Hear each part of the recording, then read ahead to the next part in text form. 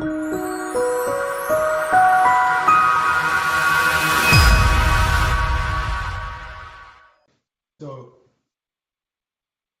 does everyone have a view of? Does everyone have a view of the my Google Doc Yeah, it looks good. plan? Okay. So here's what I did, and it basically just started with the preamble of the claim.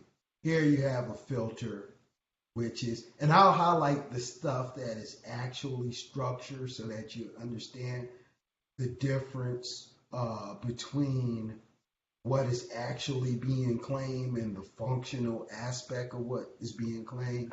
Because in examining, especially in the mechanical arts, and really in the other arts too, a lot of times examiners give the functional language parts of claims less, I guess the way to put it is patentable weight in considering.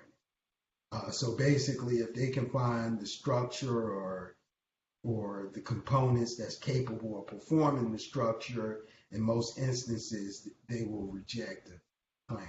So here, I just start with like what we discussed before the break, and let me see if I can forward this. I do have Okay, one this is. question with regard to the beginning or starting the claim. Um, Mhm. can, instead of maybe starting with the filter, would it be an issue to start with a device and then calling it a filter? Yeah, you can do that. That's a broad approach to doing it, and I guess without getting into a lot of the legal issues with taking the approach of using words like device and stuff like that. Generally, you can call it what you want. So if you wanted to start with a device and later call it a filter, that would be perfectly fine. But I guess, and that may be for a later course, but we'll talk about some of the terminology that you that you would like to use.